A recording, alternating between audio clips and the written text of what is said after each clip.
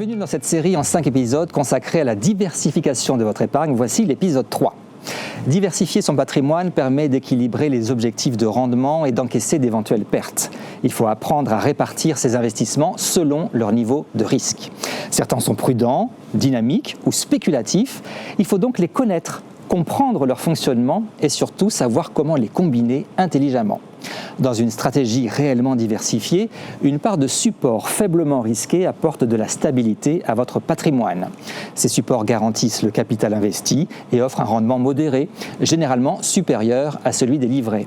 Ce sont les comptes à terme et le fonds en euros des contrats d'assurance vie. En parallèle, on peut aussi intégrer des fonds obligataires investis dans des titres de dette d'État ou d'entreprise. Leur niveau de risque dépend de la qualité des émetteurs et de la durée des emprunts. Pour viser plus de performance, il faut intégrer des actifs plus dynamiques permettant d'investir sur les marchés financiers, notamment via des actions, des fonds cotés, des ETF ou des supports sectoriels. Les risques encourus sont plus élevés, notamment en cas de fluctuations à court terme, mais les perspectives de rendement sont aussi plus importantes. Il est possible d'investir dans des grandes entreprises internationales, mais aussi dans des PME ou ETI via des fonds spécialisés qui offrent souvent plus de potentiel au prix d'une volatilité plus marquée. Dans le contrat d'assurance vie, ces supports dynamiques sont appelés unités de compte. Les marchés actions offrent une grande variété de supports. Il est possible d'investir dans les grands indices qui reproduisent la performance des grandes entreprises d'un pays.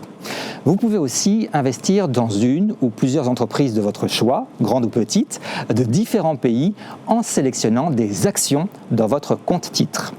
Diversifier vos placements en actions passe par un équilibre entre valeurs établies et entreprises de plus petite capitalisation, plus agiles et plus exposées au cycle économique. Le PEA, le plan d'épargne en actions, est une enveloppe adaptée pour investir en actions européennes tout en bénéficiant d'une fiscalité avantageuse à long terme. Il est aussi possible d'investir dans le private equity et ainsi d'entrer au capital d'entreprises non cotées. Le risque est élevé. Votre capital peut rester bloqué plusieurs années sans garantie de récupération, mais cet actif est susceptible de générer des rendements à 2 chiffres sur le long terme.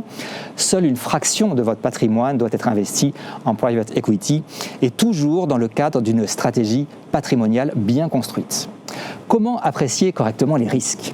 Pour chaque support d'investissement, vous disposez d'un document réglementaire appelé DICI, document d'information clé pour l'investisseur.